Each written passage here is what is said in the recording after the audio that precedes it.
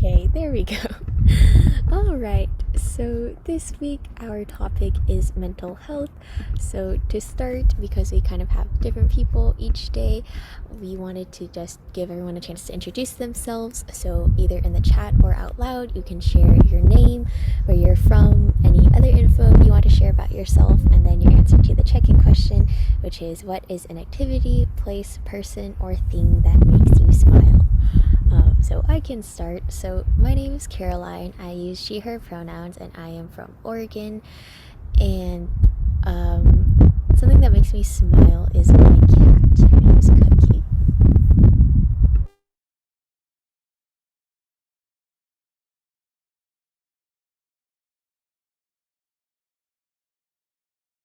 You can feel free to just unmute if you want to go.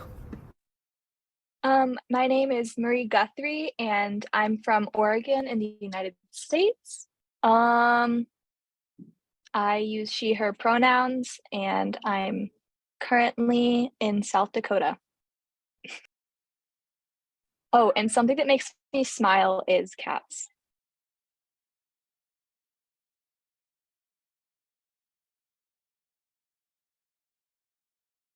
That's really cool.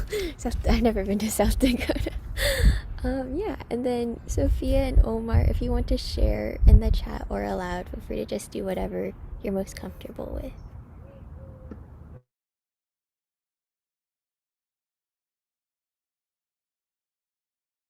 Okay, and while you guys are writing those, yeah, if you don't want to share out loud, that's totally fine too. But feel free to keep writing this. We'll start going into some of the content for today.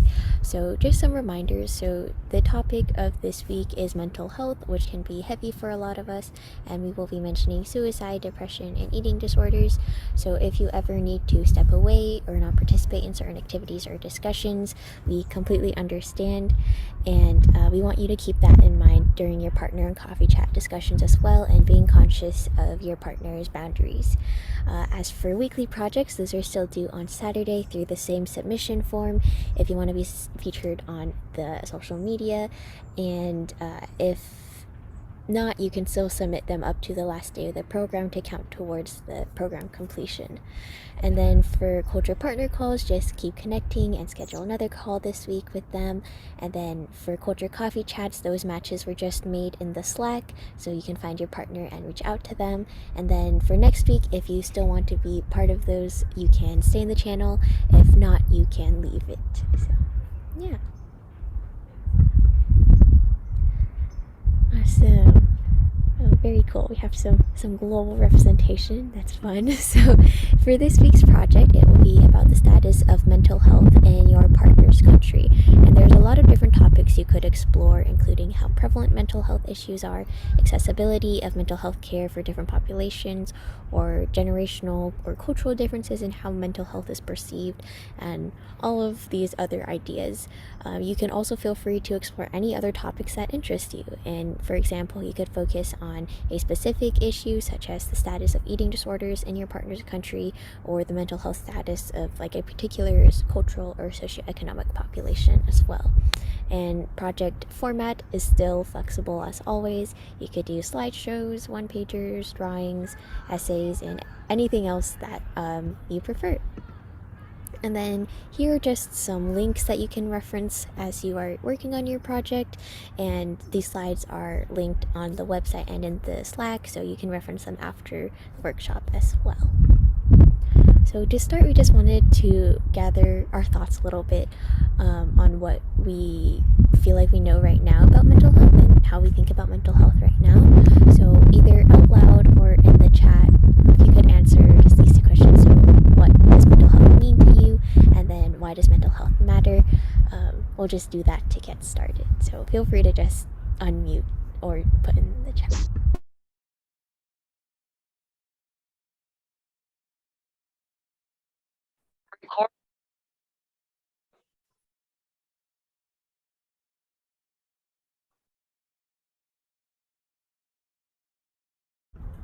Yeah, and for me, I can start with some of my thoughts on these ones, but for me, mental health is basically how well a person is functioning socially, psychologically, and emotionally. And it's a lot more than just the absence of mental illness. It's your well-being and ability to perform your daily tasks and interact with the world. And then why mental health matters. For me, I think mental health is just the foundation of anything we do in our daily lives. So for individuals, our ability to function in modern society is dependent on having good mental health. And on a broader scale, our economies and our communities depend a lot on having people who are able to function within their roles in society.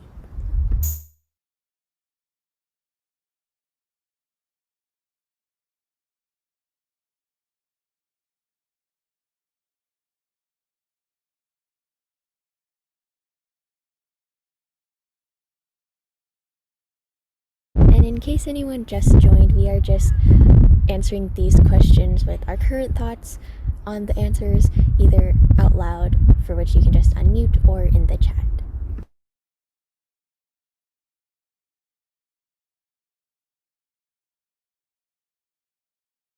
Yeah, Tiffany, you can go ahead. Sorry, I'm just getting off work, so sorry my camera's off. But I think mental health is definitely something that you can't really define. And it's what it depends on like the individual.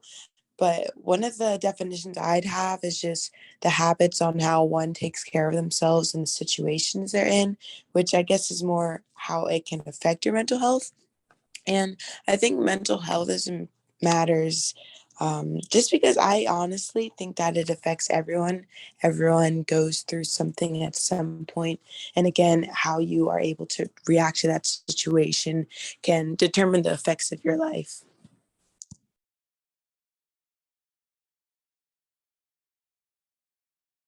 Yeah, absolutely. Thank you so much for that. And also, I really resonate with the point too about how you can't really define mental health, and it's a very individual experience. So thank you.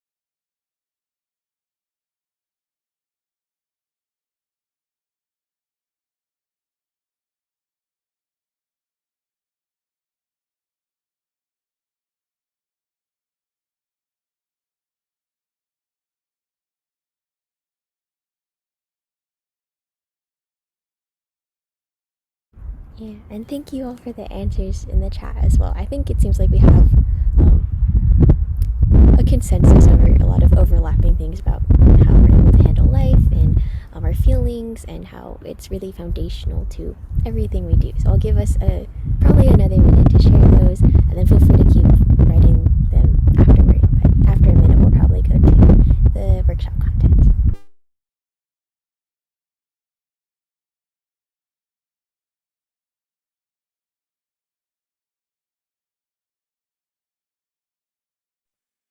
I think mental health is something that's really important within our society because, especially in some areas, suicide rates are a lot higher than normal simply because mental health is very stigmatized and not necessarily talked about, especially within men. Suicide rates are extremely higher because of the idea of you have to man up and deal with it because emotions are not seen as quote unquote masculine, or just simple other different stigmatizations about day-to-day life that all compile onto one's mental health. I think it really shows how much it matters because though we can kind of deal with and hold back a bunch of emotions, it is like a pressurized water bottle. If too much goes in, it is going to explode. So that's why I feel like mental health is extremely important to talk about, and also should be treated as much, if not more important than our physical health.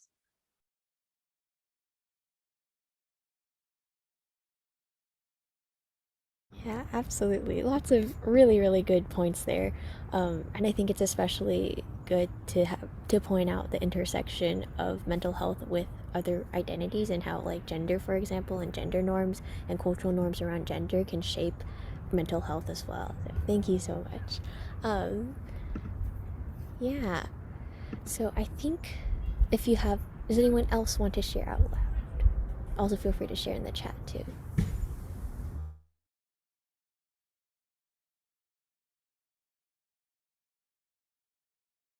Okay, if not, I think we will move on. But yeah, so again, keeping in mind that mental health is hard to define because it's so unique for everyone, but one definition from the World Health Organization is that mental health is a state of well-being in which an individual realizes their own abilities, can cope with the normal stresses of life, can work productively, and is able to make a contribution to their community. So, in this sense, mental health is a lot more than the absence of mental illness. It also includes our emotional well being, our psychological well being, and our social well being. So, by that same vein, it's affected by a lot of social, psychological, and biological factors, and ultimately determines how we handle stress, relate to others, and make choices. So, all that is to say that mental health is really the foundation of our daily lives, because taking care of your body physically, contributing to society through your work or studies, and developing meaningful relationships with other people is all a lot more difficult when your own mind is struggling. So, and building upon that idea, there is really no health without mental health, especially in today's world where we see a growing mental health crisis amongst our generation, especially. Suicide is currently the second leading cause of death among 15 to 29-year-olds, and people with severe mental health conditions also are more likely to die prematurely, as much as 2 decades early compared to mentally healthy people due to preventable physical conditions. And as an example, depression increases the risk for physical health conditions like stroke and heart disease. And in any given year, about 20% of adolescents will experience a mental health problem, most commonly depression or anxiety. So, mental health awareness then is very important um, for those reasons, because mental health issues are honestly really common health issues in a lot of countries despite being frequently underdiagnosed. And as an example, over 50% of Americans will be diagnosed with a mental illness or disorder at some point in their lives. And at its core, mental health and mental illnesses, like other chronic medical conditions, are highly treatable, and recovery is possible for a lot of people. And the same way that lives are saved when people know about physical illnesses that they have and get them treated, lives are saved when we raise awareness and remove stigma about mental health as well. And really, everyone's life improves when more people are mentally healthy. So, to go into kind of some more global context of mental health and some global differences in mental health awareness and such, this is just one chart showing the share of the population in each country with mental health and substance use disorders, with darker colors having higher shares and lighter colors having lower shares. And so we just have some discussion questions again that we would love to have everyone reflect on either out loud or in the chat. So the guiding one is, how does mental health awareness differ globally? And then with this chart, although it tries to, it says in here it tries to account a little bit for underdiagnoses, I think we still want to understand what you feel are the limitations of this data, as well as how different levels of access to quality mental health care and diagnosis change how we might view this map. So again, feel free to just unmute and share, or to share in the chat as well. Thoughts on any or all of these questions?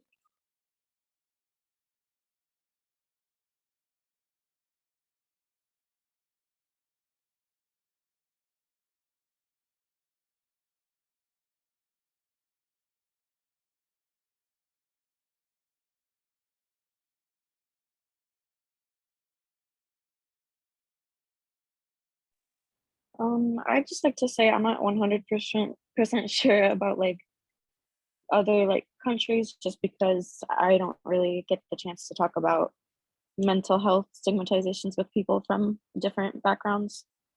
But I will say, at least like regionally for me within America, the state I live in is within the top 5 with suicide rates.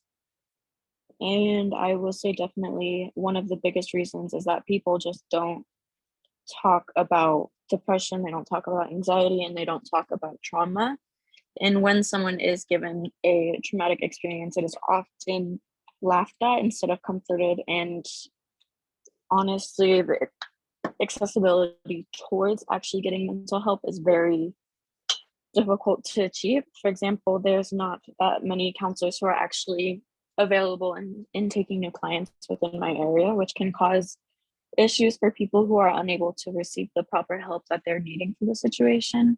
And I think that just can kind of cause a whole butterfly effect issue, making these people who actually want to seek help to help better their mental health feel like they're unable to, and then making them lose the bravery that they've built up to actually reach out for help.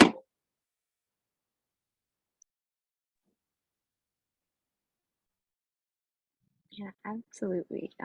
Thank you so much. Again, very eloquent and beautiful points and important points. And also an important note about like any map too is how there are so many regional variations within each of these countries. And in the US, for example, there's like rural and urban divides, there's little conservative divides, there's within each state and within each town, and all of those affect our access and our level of conversation and awareness about mental health as well. So thank you for bringing that up.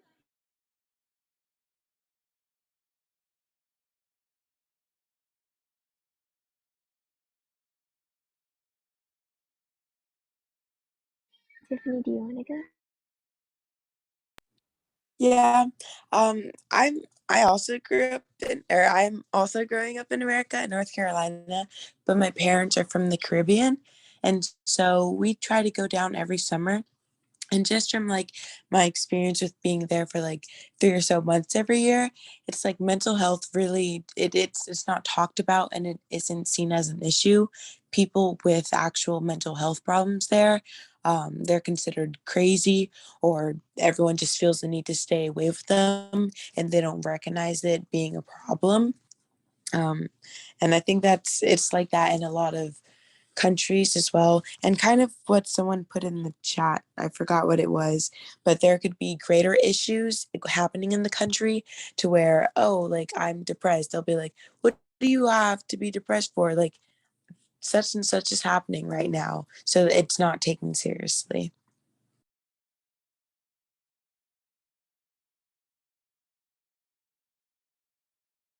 Yeah, absolutely. I think like minimizing someone's struggles because of other struggles is something that happens all too frequently. Um, and all of those points again, everyone is so smart here. Thank you.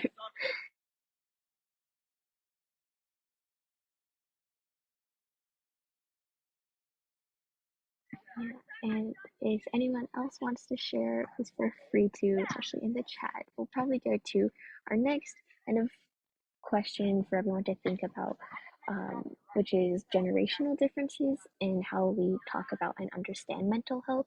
So, with this chart, it's showing the death rates from mental health and substance use disorders by age um, across the world with different age groups. And it's important to keep in mind that these are quite broad age groups as well. So, we're not seeing a lot of that variation between specific generations. Um, but we can see that physical health and mental health are again very, very tied together. And currently, those elderly populations have the highest death rate from mental health and substance use disorders. But the question that we were hoping we could discuss again, chat or out loud, is how does mental health awareness and perception differ generationally? So, in a more like case study kind of example, how do your ideas of mental health differ from those of your parents and grandparents?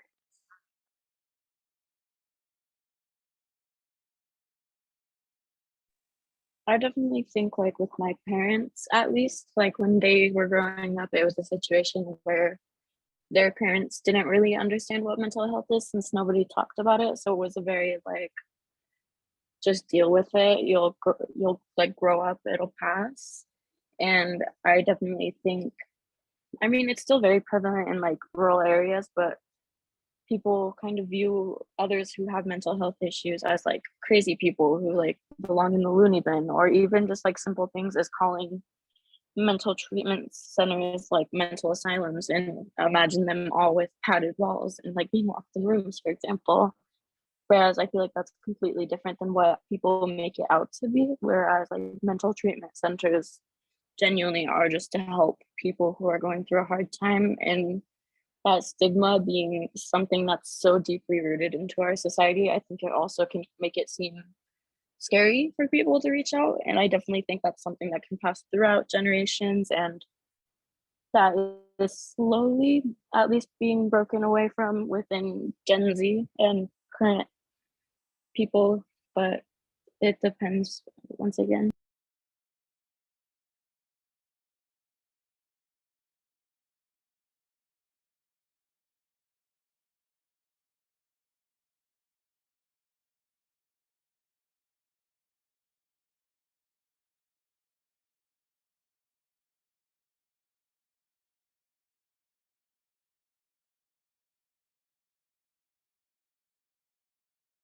Yeah, thank you so Yeah, much. I feel with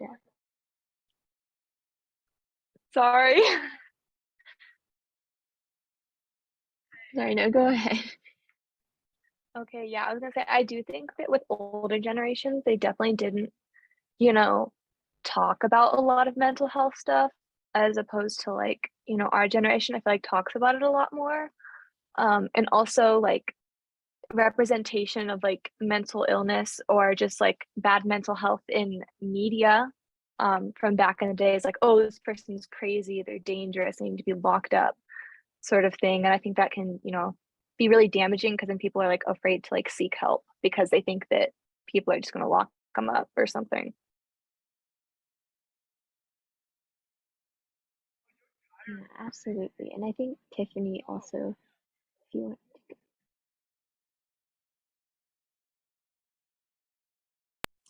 Yeah, I mean, I agree with everything that was said. Like, our parents didn't grow up with an understanding of mental health.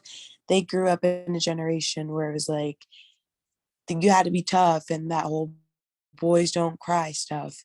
Um, and I also think that, like, the people who were trying to help for mental health, like the scientists or psychologists who were looking into my mental health, they would see it more as an illness, where those with mental health issues needed to be, like someone said, like locked up and isolated, rather than the opposite, which our generation is doing, which is basically giving those with mental health issues support. Yeah, absolutely. And everyone, again, I agree with everyone as well. And I think like social media is also a point I would bring up that maybe is part of the reason for what I feel is a pretty stark generational difference between our current generation and all the generations that came before us and our perceptions of mental health. Because I think obviously there are unique mental health stressors that come from social media, but I think it's also served as a way for people to learn about mental health disorders and meet people and like humanize people who have different mental health conditions. Um, and yeah, and that way it's kind of breaking the cycle of passing on like outdated or incorrect information, um, so that we can have more true understandings of what mental health is. Yeah, if anyone else wants to share, everyone had great thoughts. Thanks. Okay, if not, I think that we will go a little bit more deeper into a discussion of how culture might affect mental health. So, different cultures all have different taboos, expectations, and values, and language for getting and discussing mental health. Of course, in some languages, there aren't the words to describe a certain condition or emotion or experience, which is a huge obstacle as well. And also, people from different ethnic or cultural backgrounds might face different stressors and might face more mental stressors than some other groups in certain environments. And as an example, newcomers, like immigrants, for example, to a country, might face stigma and discrimination, very different perspectives from those they grew up with. The struggles of adapting to a new culture and the struggles of learning and adapting to an entirely new language. And to kind of give another case study of how mental health can be uniquely affected by culture, we're going to talk a little bit about Asian American mental health.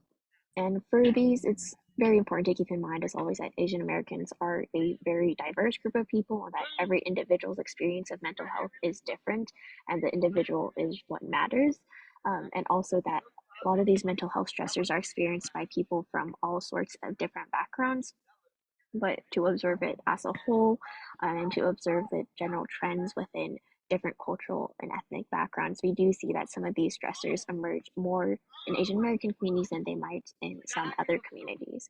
And some examples of those specific culturally specific stressors are parental desires for academic success, pressure to conform to the model minority stereotype, which is a stereotype that Asian Americans will all be naturally good at math and science, will easily go into um, careers like being doctors or lawyers or engineers. And it's a stereotype that kind of minimizes the actual work that it takes for some to achieve what they do achieve, and also puts people into boxes that they don't fit because they are individual human beings, not archetypes. And then there's also the perpetual foreigner stereotype, which is a perception that an Asian person, regardless of where they were born, even if they were born in the United States, will always be seen outwardly as a foreigner. So for me, I always get asked where I'm really from, and then if I say the US, then I keep getting questioned until I mention somewhere not in the US. So that can be a specific, fairly culturally specific stressor. It can also be family obligations based on traditional cultural values, racial or cultural discrimination, the difficulty of balancing multiple cultures, and taboos in many Asian cultures around discussing mental health, as well as religious intolerance. And there's also, in addition to those stressors, barriers to access. Again, the stigma in those communities, there can be language barriers and also a lack of culturally informed resources. So, as a result of some of those stressors, there are kind of different outcomes for mental health in Asian American communities compared to some other communities. Um, to just point some of those out on this chart, Asian Americans as a whole are 3 times less likely to seek mental health treatment compared to white individuals, and 73% of Asian American and Pacific Islander adults with mental illness did not receive treatment, compared to 57% of the overall population. So, with that in mind, as kind of just one example of how culture and the backgrounds they come from might affect mental health outcomes, we have several discussion questions that feel free to respond to as many or as few as you want, but just to go over some of them. How mentally healthy do you generally consider yourself and your peers to be? What do you perceive to be the main stressors on your mental health? And do other youth in your country seem to experience the same stressors? And how would you say COVID-19 has affected your mental health and your peers' mental health? Also, how accessible is mental health care where you live? And does culture potentially positively or negatively affect that access for certain groups? And then more questions. How aware of mental health do you generally perceive your country's people uh, to be, especially compared to other countries? And then, are there any ongoing solutions or attempts to raise awareness or to help people with mental health in your country or region? And which solutions do you think would be most effective? And then we kind of talked about this one already. But also, the link will probably be helpful to see all the questions at once. But yeah, I just wanted to like open the floor for anyone to share out loud or in the chat their thoughts or reflections on any or all of these questions.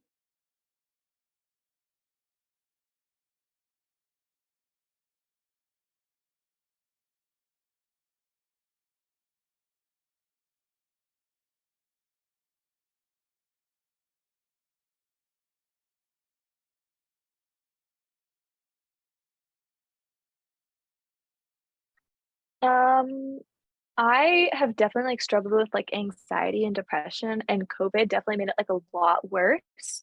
Um, and it was like not too hard to get me into like therapy and get medication, but seeing a psychiatrist or, someone who knows a lot more than just like your regular like doctor or therapist is extremely difficult. And I know from like my friends and my experiences, it can be really hard to go see um, a professional like that. And yeah, a lot of my friends are not able to seek mental health because of financial status, and I think that it should be more accessible to everyone because it'll make us a more healthy society.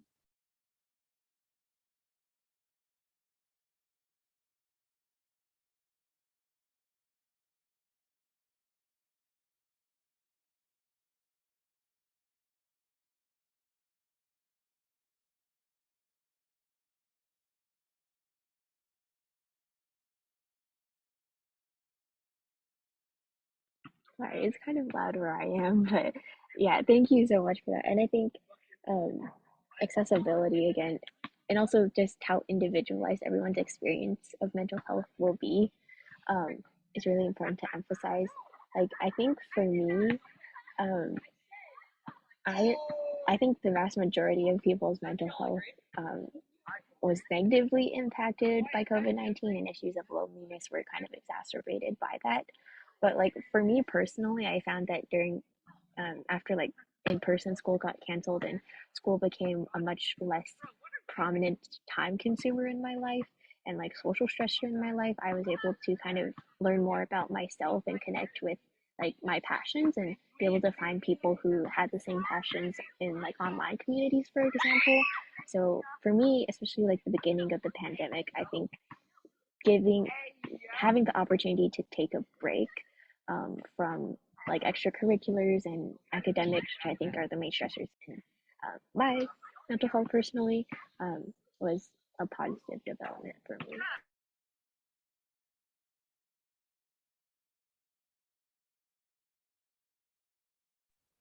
Something that I feel that like even within like people who are more progressive looking towards betterment of mental health awareness, I feel like it often gets overlooked of different disorders. For example, something as simple as autism is very under like mm, underestimated as a spectrum.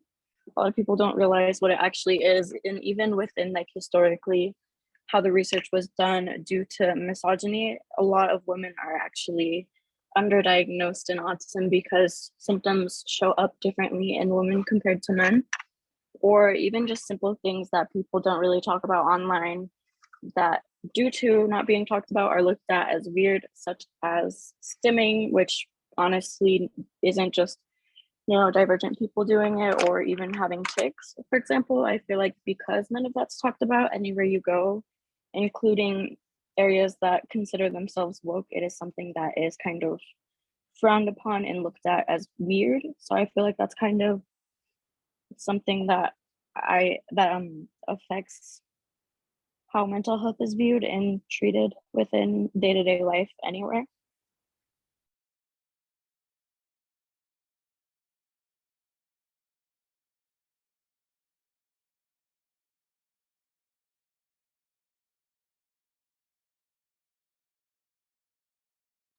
Tiffany, do you want to go? Yes. I think that schools, or at least in like North Carolina, that they're trying to be more helpful for kids who are dealing with mental health issues, but it's just not working. I know my school specifically, we have 8 counselors and they're divided by caseloads to try to get closer with the students they're assigned to. But most of the kids just go to their counselors for schedule changes rather than actual problems. And in order to meet with your counselor, it's like you have to book an appointment with them, which I guess is kind of like if you were to see a therapist. But I just wish that the counselors would reach out to students because not everyone is comfortable with just basically reaching out to a stranger. And having therapists and psychiatrists in schools, um, I think is something that should be required, which is again different from counselors, because a lot of kids have mental health issues when they're younger, and I think it's important to have them realize that they have mental health issues and try to work with it um, the sooner rather than later when they're adults, and it could be harder to treat whatever they may be dealing with.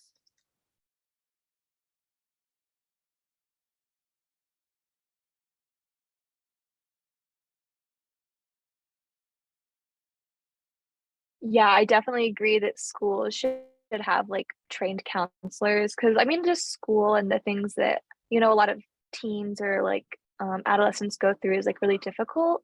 So I think that having, someone who knows how to handle that kind of thing would be good.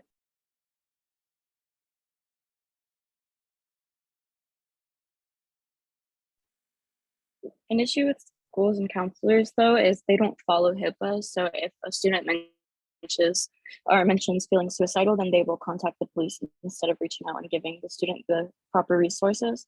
So I feel like that's kind of an issue with schools and counselors, just because schools don't ultimately look for the mental well-being of the students. They kind of just follow their own personal beliefs of the situation.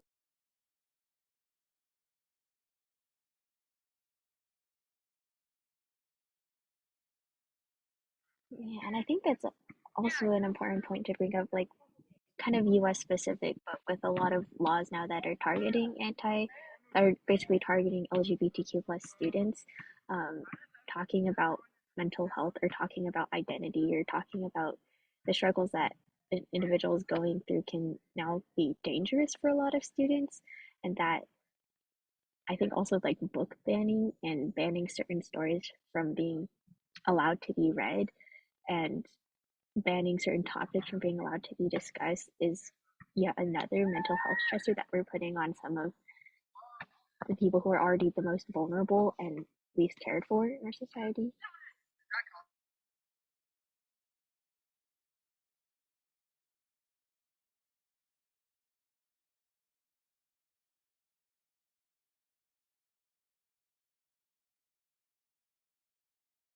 Yeah, and I agree that there is a lot of potential for school to be a place where mental health issues are able to be recognized and properly addressed. Um, Currently, I don't think that infrastructure exists, but we do. I think our generation is increasingly fighting for that to be a thing. So hopefully, in the future, that is um, a possible resource for every student. Yeah. Does anyone else want to share?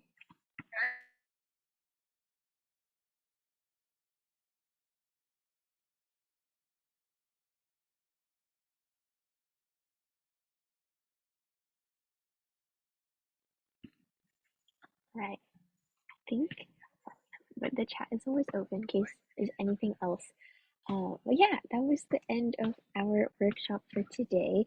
So if there's any questions or feedback either on the presentation or the program as a whole, please feel free to ask those now. I was also wondering if we could maybe take a photo again, just to get that photographic evidence. So if you are comfortable with um, turning on your camera, that would be nice just so we can share. But also, if not, that's totally okay. But yeah, we'll just take a quick photo recording.